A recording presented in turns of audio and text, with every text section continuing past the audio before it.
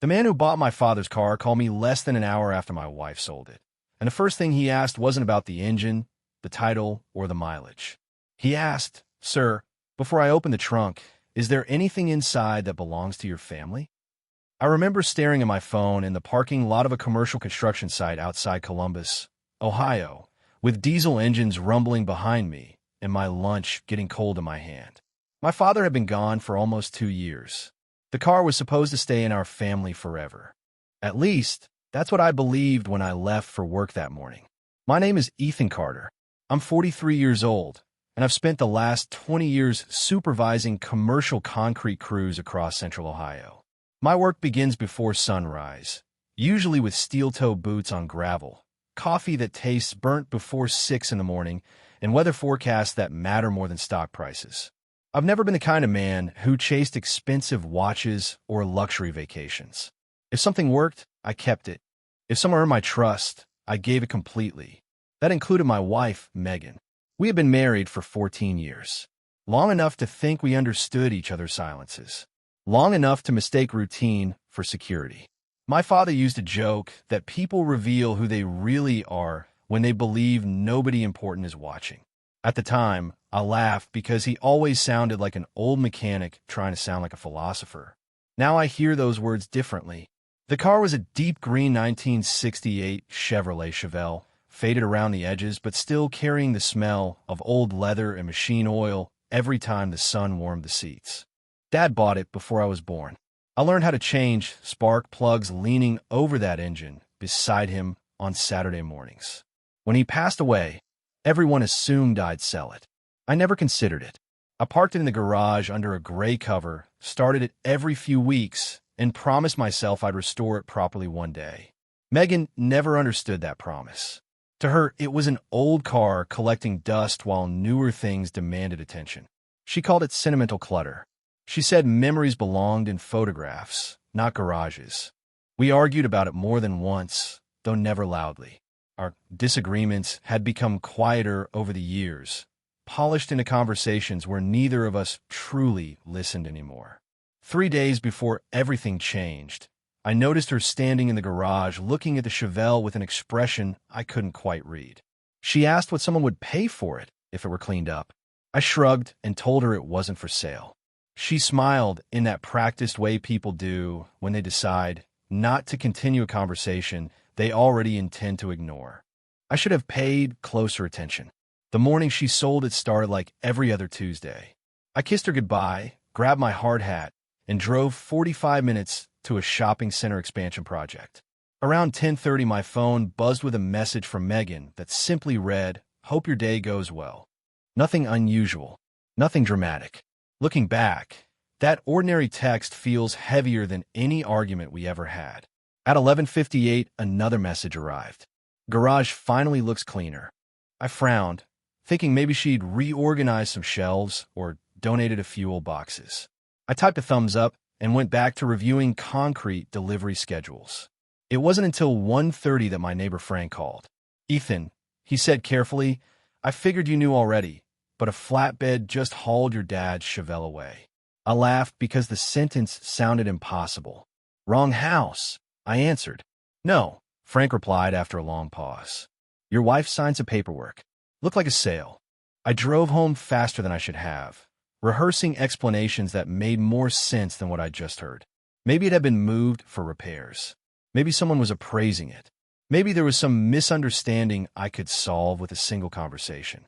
Instead, I pulled into an empty driveway and found a clean rectangle of concrete where the Chevelle had rested for years. Megan met me at the front door with folded arms and a calm expression.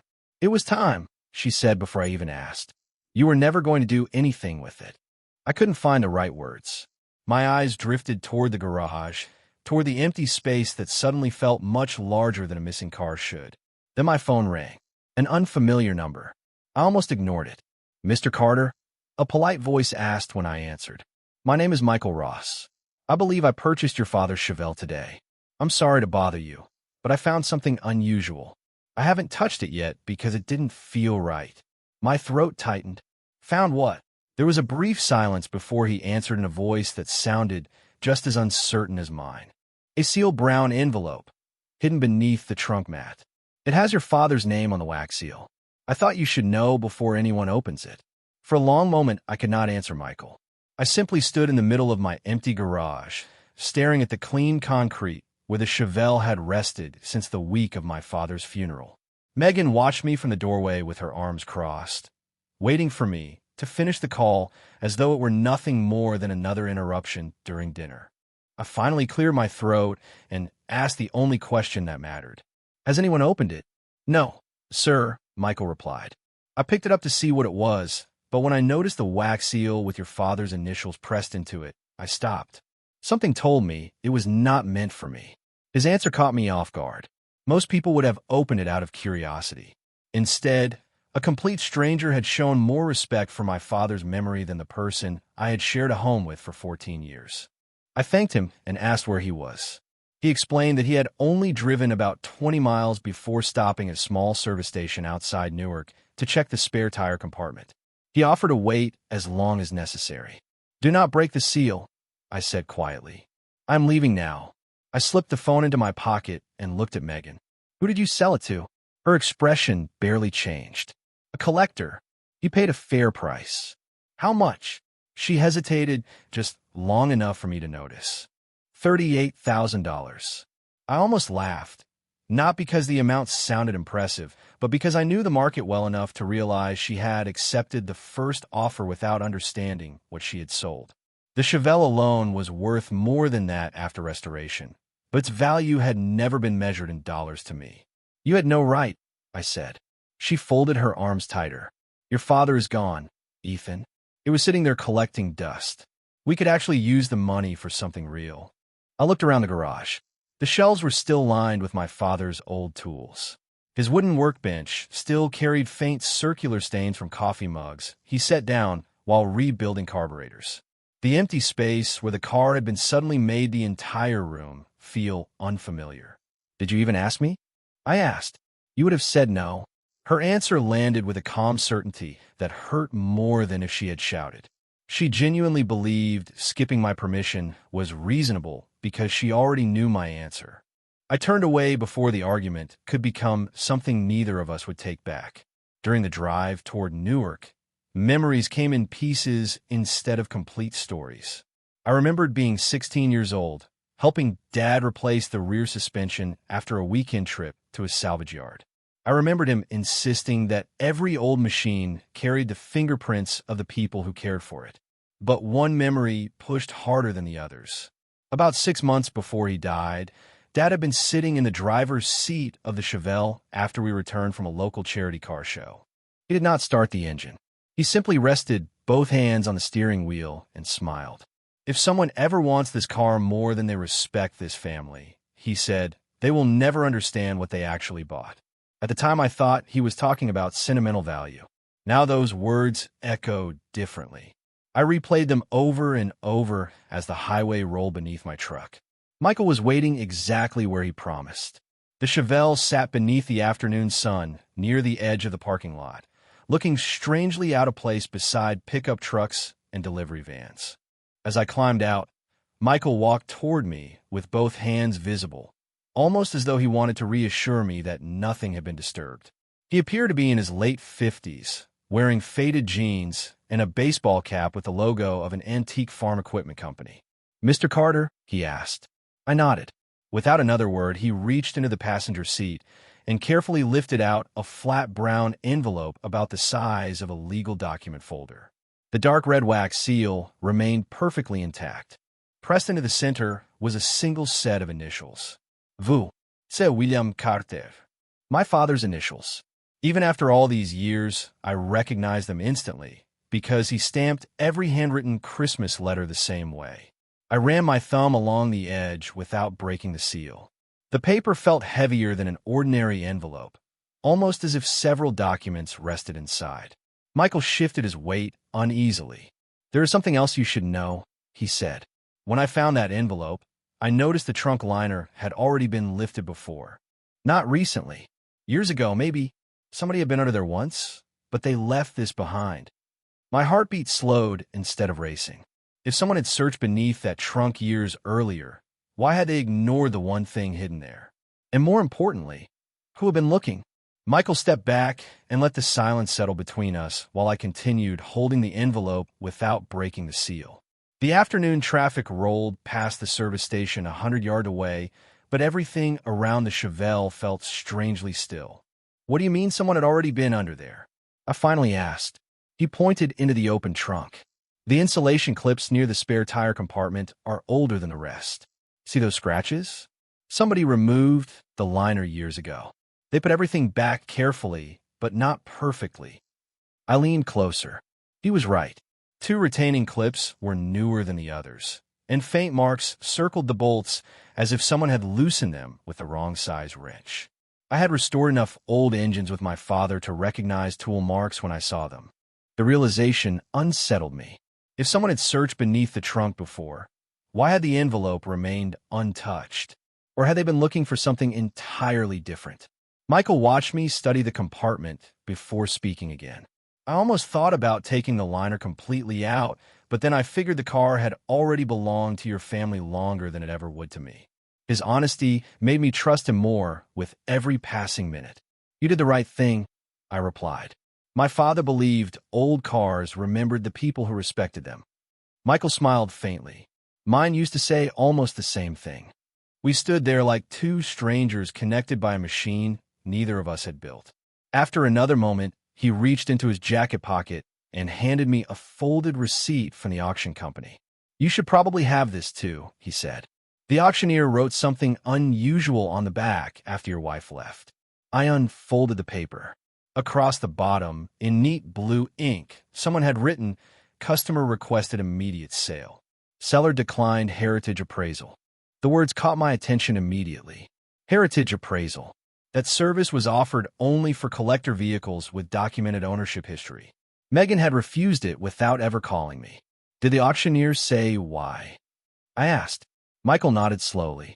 He told her the car deserved a full provenance review because original family documentation could increase its value. She told him she did not care. She wanted cash before the weekend. Before the weekend. Those 4 words stayed with me. We were not behind on our mortgage. Our bills were paid. Neither of us carried serious debt.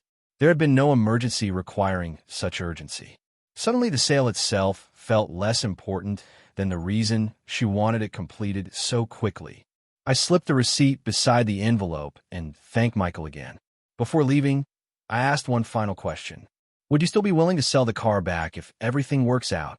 He looked over at the Chevelle, then back at me. Honestly, I do not know yet. I bought it because I fell in love with it the second I saw it.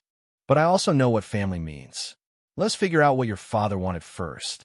That answer surprised me. He was protecting the truth before protecting his investment. On the drive home, I stopped at my father's old workshop, a detached building behind the small farmhouse my parents had owned for decades.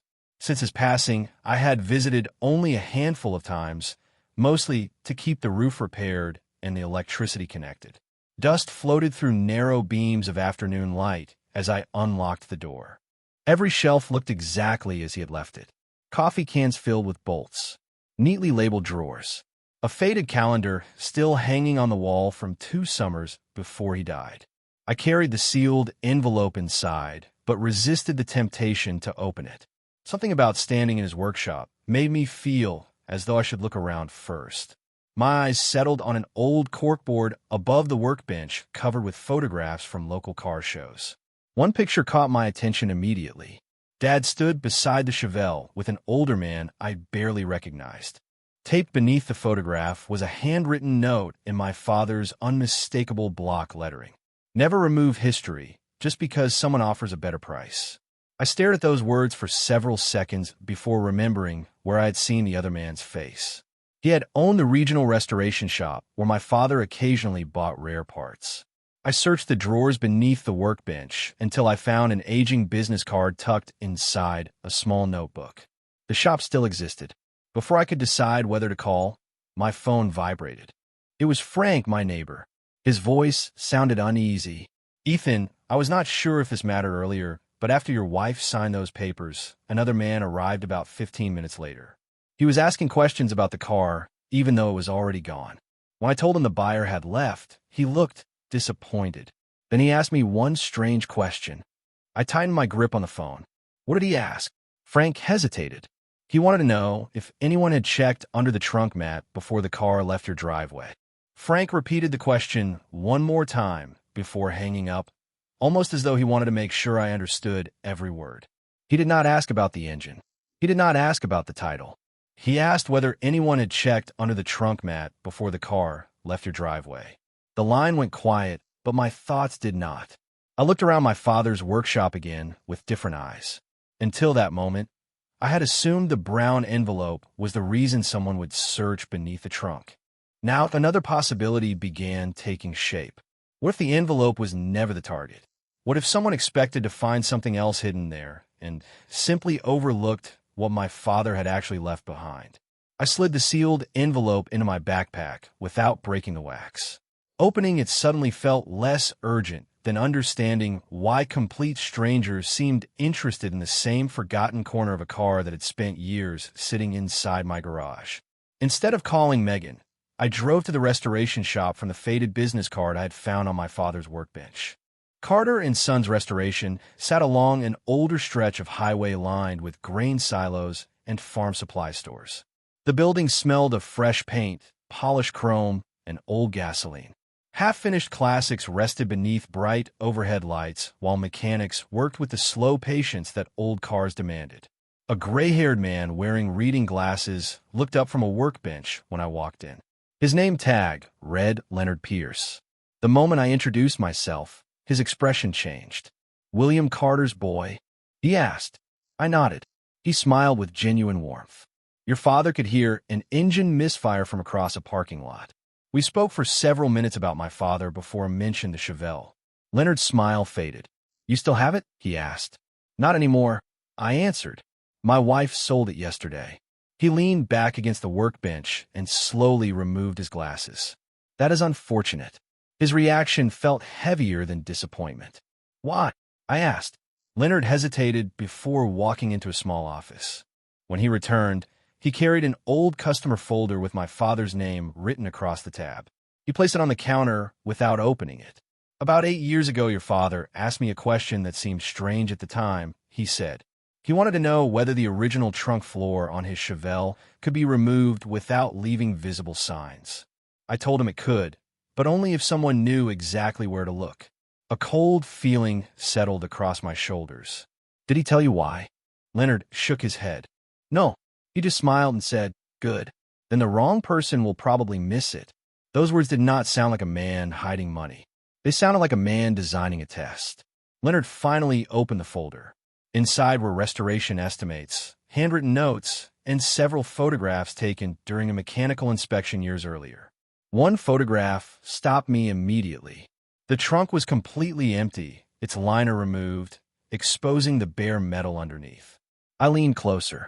There, near the right rear corner, was a small rectangular outline that no longer existed on the car Michael had shown me earlier. What is that? I asked quietly. Leonard adjusted the photograph beneath the light. I wondered whether you would notice. Your father installed a removable panel himself. It was not factory equipment. I stared at the picture in disbelief. Michael had inspected beneath the trunk mat, but neither of us had removed the metal floor beneath it because we had not known there had once been another compartment. Leonard looked directly at me before speaking again. A few months after those photographs were taken, your father returned. He asked me to remove every reference to that modification from my digital records. He wanted only one printed copy left behind. Do you still have it? I asked. Leonard tapped the customer folder with one finger. You are looking at it. He carefully removed the photograph and handed it to me. Across the back, in my father's unmistakable handwriting, were 7 simple words. If this picture matters, trust the honest stranger. I felt my pulse quicken. My father had written those words years before Michael ever walked into an auction and unknowingly bought the Chevelle. Somehow he had anticipated that a stranger, not his own family, might become part of whatever he had been protecting. I slipped the photograph beside the sealed envelope, realizing the two objects now belonged together. One explained nothing. The other proved almost everything. As I thanked Leonard and headed toward the door, my phone vibrated again. This time it was Michael. His voice sounded different, lower and far more urgent than before. "Mr. Carter," he said, "I did not touch the envelope, but after you left I looked underneath the spare tire exactly where those old tool marks were. There is another compartment down there, and it is empty." Michael's words stayed with me all the way back to his house. An empty compartment changed everything because empty spaces usually meant something had once been there. It also explained why the sealed envelope had survived untouched. Whoever searched beneath the trunk years ago had been looking for the hidden compartment itself, not the envelope tucked above it. By the time I pulled into Michael's driveway, the evening sun had settled low enough to throw long shadows across the gravel. The Chevelle sat inside an open detached garage, its polished green paint glowing beneath old fluorescent lights. Michael already had the trunk open.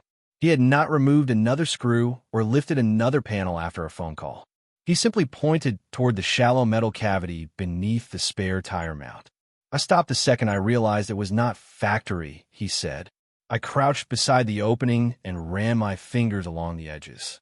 The compartment was only a few inches deep, but its walls were cleaner than the surrounding metal, suggesting something rectangular had rested there for a very long time before being removed. There was no dust pattern, no loose hardware, no forgotten object. Whatever had occupied that space had disappeared years earlier. I took a slow breath and looked back at the sealed brown envelope still resting safely on Michael's workbench. For the first time since this strange chain of events had begun, I felt less anger toward Megan and more curiosity about my father. He had not simply hidden something. He had built layers, almost as though he expected one secret to protect another. "Do you mind if we look at the envelope together?" Michael asked carefully. I shook my head. Not yet. He accepted that answer without argument. Instead, he reached for a flashlight and examined the empty compartment from another angle. "There is something here," he murmured. I leaned closer, scratched into the painted metal, so faintly that it almost disappeared beneath the light, were 4 hand-cut letters. Vu. Se. My father's initials. Beneath them was a single word. Wait. The letters were not decorative. They had been carved deliberately with the point of a small tool before the compartment had ever been closed. My father wanted whoever found the empty space to stop before doing anything else.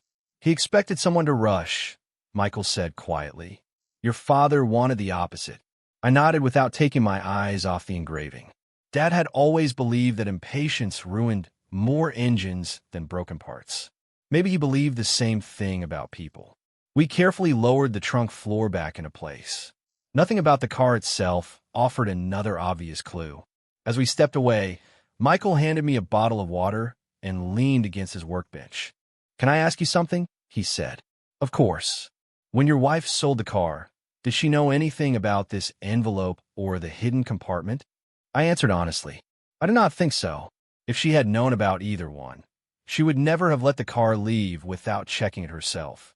Saying those words out loud forced another realization into focus.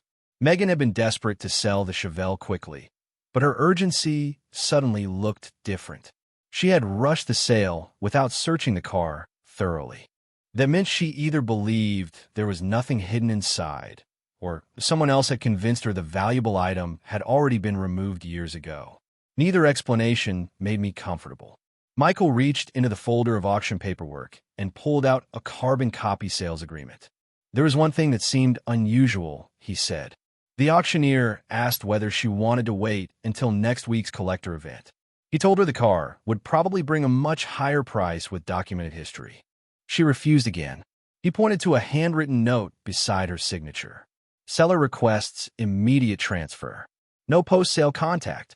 Those last 4 words tightened something in my chest. She had specifically instructed the auction company not to let the buyer contact her after the sale. If Michael had followed her instructions instead of trusting his instincts, I never would have known the envelope existed. While I was studying the paperwork, another folded sheet slipped free from beneath the sales contract and landed on the floor. Michael frowned. I have not seen that before. It was a routine vehicle condition checklist completed by the auction staff before the sale. Most boxes contained ordinary notes about paint, tires, and interior condition. Near the bottom, however, one handwritten line stood out. Customer delayed inspection after receiving private phone call. I looked at Michael. Did they say who called her? He shook his head. No, but according to the timestamp, it happened about 15 minutes before she signed everything. I checked the printed time against the call log still stored on my own phone from that afternoon. My neighbor Frank had seen an unfamiliar man arrive roughly 15 minutes after the paperwork was completed. The timing fit together too neatly to ignore. Someone had spoken with Megan just before the sale, and someone else had shown up at my house immediately afterward asking about the trunk. As I slipped the checklist beside the sealed envelope and the old restoration photograph, 3 separate pieces of evidence suddenly seemed connected by one missing conversation. The only person who might know who made that phone call was the auctioneer himself, and I realized before this night was over, I was going to have to ask him why my father's car had become so important to people who never cared about it until the day it disappeared. The auction house opened at 8 the next morning, but I was already waiting outside 10 minutes before the doors unlocked. Overnight, I had barely slept. The sealed brown envelope rested inside my backpack beside the old restoration photograph and the auction paperwork, and somehow those 3 ordinary objects had become the center of a mystery my father had started years before he died. The auctioneer introduced himself as Richard Holloway, a man in his early 60s with silver hair, pressed blue shirts, and the measured voice of someone who had spent decades settling nervous buyers and impatient sellers.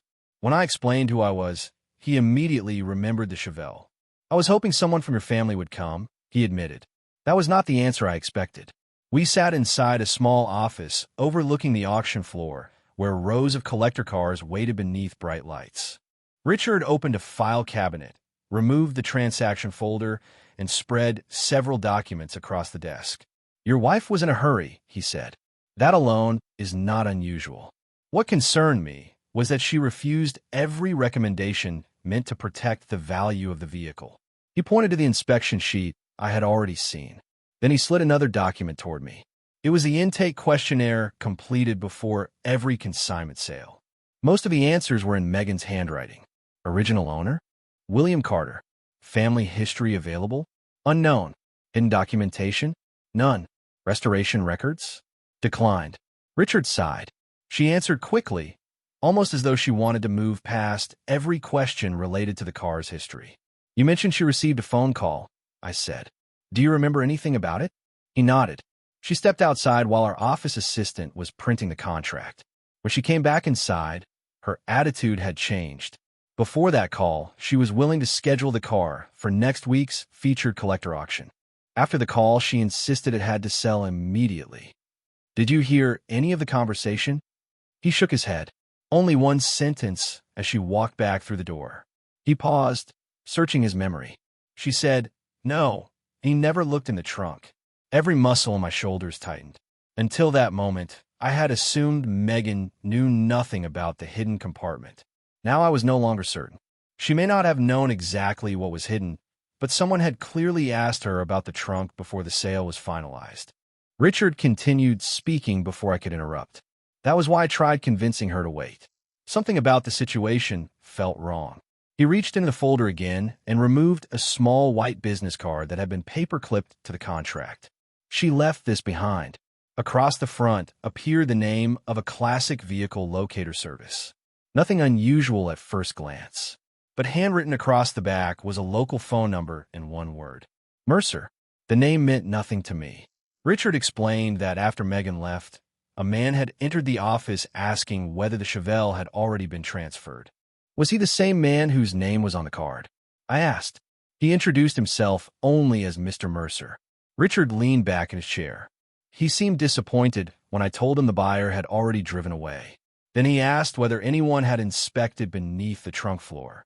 Hearing those words from a second independent witness removed every remaining doubt. Frank had not misunderstood. The stranger had been searching for something specific all along. Richard looked toward the backpack resting beside my chair. May I ask one question? He said. I nodded. Did you ever find whatever those people believed was hidden in that car? I slowly removed the sealed brown envelope and placed it on the desk between us. Richard studied the dark red wax seal without touching it. No, yen suaratunasli, and I still have not opened it. His eyebrows lifted in surprise. Most people would have broken that seal before sunrise. My father carved one word inside the hidden compartment, I replied. Wait. Richard smiled softly. Then perhaps waiting is exactly what he expected you to do. Before leaving, he handed me a photocopy of the office security log. It recorded every visitor who entered during the afternoon of the sale. Megan's arrival, her phone call, the completed paperwork. Then one final entry. Visitor, Daniel Mercer. Time inside office, for minutes. Purpose, customer inquiry. There was one handwritten note beside his name that Richard admitted he had almost forgotten. Requested buyer information. Denied. I folded the copy and slipped it beside the envelope. Whoever Daniel Mercer was, he had failed to reach the car after the sale.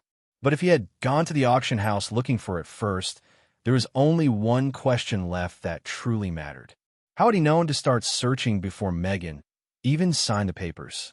I drove home without starting the engine for several minutes. Daniel Mercer. The name echoed through my mind because it no longer felt like the name of a stranger. It felt like the missing piece my father had expected someone to chase.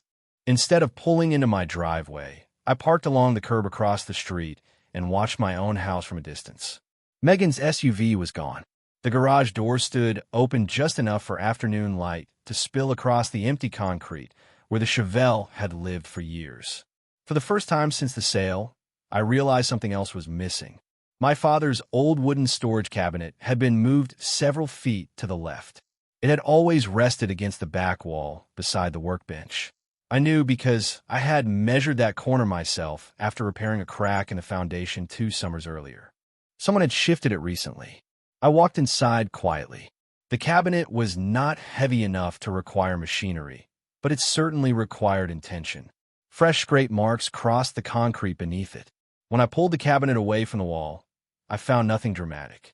No hidden safe, no stack of cash, just a square patch of concrete, noticeably cleaner than the surrounding floor. In the center lay a single brass screw, unlike any hardware used anywhere else in the garage. I picked it up and immediately recognized the thread pattern. It matched the custom fasteners Leonard had shown me in the old restoration photographs. My father had reused specialty hardware from the Chevelle. But why would one of those screws be lying behind a cabinet inside the garage? Before I could answer that question, my phone rang again. This time the caller identified himself immediately. Mr. Carter? My name is Daniel Mercer. I froze. The calm voice on the other end sounded older than I expected, measured rather than threatening. I imagine you have been hearing my name all day, he continued. I said nothing. He took my silence as permission to continue. I know you believe I was searching for something inside your father's car. That part is true, but I was trying to keep it away from the wrong people, not steal it. My grip tightened around the brass screw. Then why were you following the auction? I asked. Because your father asked me to. My heartbeat slowed instead of racing. That answer did not fit any version of the story I had imagined. Daniel explained that nearly 9 years earlier he and my father had volunteered together restoring military vehicles for a local veterans museum. Over time, they became close friends. Several months before William Carter died, he gave Daniel one instruction. If my son ever loses that car before he opens what I left behind, Daniel quoted quietly, make certain an honest man finds it first. I looked across the garage toward the empty space where the Chevelle had once stood. Suddenly, Michael's honesty, the sealed envelope, the engraved word weight, even the restoration photograph, all seemed connected by a single design. My father had not been hiding from someone. He had been testing everyone. Daniel continued before I could interrupt. I called your wife yesterday because someone else had discovered old rumors about the hidden compartment. I hoped delaying the sale would give me enough time to reach you directly. Instead, she accelerated everything. His voice carried disappointment rather than anger. By the time I reached the auction, the car was already gone. I slowly opened my hand and stared at the lone brass screw resting in my palm. Were you looking for whatever was inside the hidden compartment? I asked. No, Daniel answered immediately. Your father removed that item years ago. What mattered was never the compartment. I closed my eyes. Every assumption I had built over the past 24 hours collapsed at once. The empty compartment was never supposed to contain the answer. It was supposed to distract anyone chasing quick rewards. The real answer had always remained somewhere else. Daniel lowered his voice. Tell me something honestly, Ethan. Have you opened a brown envelope yet? No. A long silence followed before he quietly laughed with obvious relief. Good. Then you still have a chance to understand what your father was trying to protect. Before ending the call, he gave me one final instruction. When you finally break the wax seal, do not do it in your house. Do not do it in my office. Go to the one place your father trusted more than either of us. The line disconnected before I could ask another question. I stood alone in the garage, turning the brass screw between my fingers while the unopened envelope rested safely inside my backpack. For 6 parts, one had believed the envelope contained the secret. Now I was no longer sure. Maybe the envelope was not hiding the truth at all. Maybe it was hiding the place where the truth had been waiting all along. Daniel's final sentence refused to leave my mind. Go to the one place your father trusted more than either of us. I knew exactly where that place was before I admitted it to myself. It was not the garage. It was not the old workshop. It was the weathered wooden bench overlooking Pine Hollow Lake, 12 miles outside town, where my father and I had spent nearly every opening day of fishing season since I was 8 years old. We rarely caught anything worth bringing home, but Dad always claimed the quiet was the valuable part. By sunrise the next morning, I was standing beside that familiar bench with my backpack resting against my boots. The lake was perfectly still, reflecting a pale Ohio sky that looked almost untouched. I sat down slowly and removed the sealed brown envelope. For several minutes, I simply held it. My father had carried the same wax seal on birthday cards, Christmas letters, and handwritten notes left inside lunchboxes when I first started working construction. Breaking it felt strangely permanent, as though I would never again be able to pretend he still had one more surprise waiting somewhere.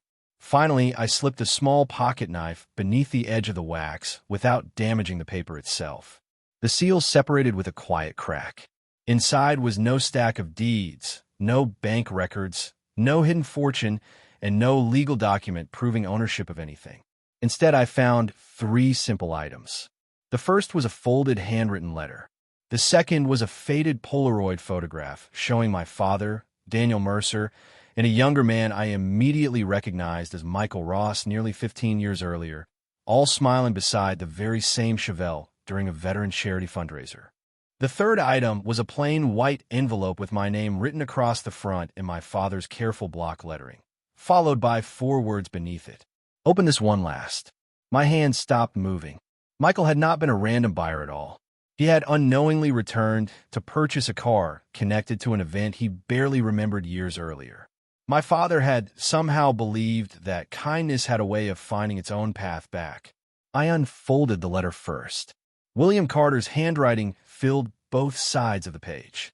Ethan, if you're reading this, then life unfolded differently than either of us hoped. If the car is still yours, smile because you ignored my stubbornness and kept an old promise alive. If it is gone, do not waste your strength chasing the car. I never asked you to protect metal. I asked you to protect your name. Everything else can be replaced. I paused and looked across the water as those words settled into my chest. For the first time since Megan sold the Chevelle, I realized I'd spent days trying to recover an object while my father had always cared about something much larger. I continued reading. Years ago, I discovered that people hear rumors about hidden valuables far more easily than they believe quiet truth. So I built them a rumor. I let enough stories escape that anyone chasing easy treasure would spend years searching in the wrong place. The compartment, the removable panel, even the strange repairs were all part of that story. What mattered was never what they might find. What mattered was who they became while looking. I lowered the letter in disbelief. Every frantic search, every whispered rumor, every stranger asking about the trunk had been chasing an illusion my father intentionally allowed to exist. The hidden compartment had protected nothing except human character. The brown envelope had survived because greedy people ignored the obvious while searching for something bigger. I looked at the Polaroid again. Michael stood beside my father with grease on both of their hands. Laughing over an engine, neither of them appeared worried about finishing. On the back of the photograph, my father had written a single sentence: "Trust the man who returns what curiosity could have stolen." My throat tightened. Michael had passed a test he never knew existed. He could have opened the envelope. He could have disappeared with it forever. Instead, he had called a stranger because it felt like the right thing to do. My father had been right about him all along. Only the second white envelope remained unopened. I turned it over carefully and noticed something I had missed before. A fresh wax seal, smaller than the first, carried a different imprint. Not my father's initials, just one simple symbol, an old Chevrolet bow tie emblem. Before I could decide whether to break that final seal, my phone vibrated.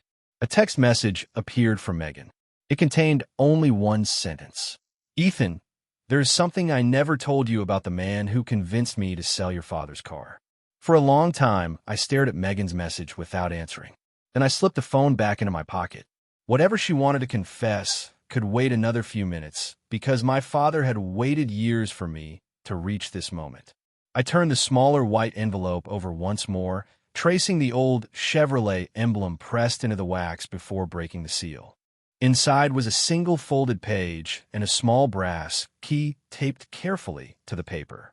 The key looked familiar, not because I had ever used it, but because I had seen its outline in dozens of old photographs hanging inside my father's workshop. I unfolded the letter. "Ethan, if you are opening this, then you finally trusted patience more than rumor. That means you are ready for the only inheritance I ever truly wanted to leave you." The key does not open a safe. It does not unlock a fortune. It opens the small cabinet beneath the workbench in my old shop. The one everyone walks past because they think the interesting things are hidden somewhere else. Human nature is funny that way. People search under floors, inside walls, beneath trunk liners, and behind secret panels. They rarely look inside the cabinet, standing in plain sight. I laughed quietly to myself because he was right.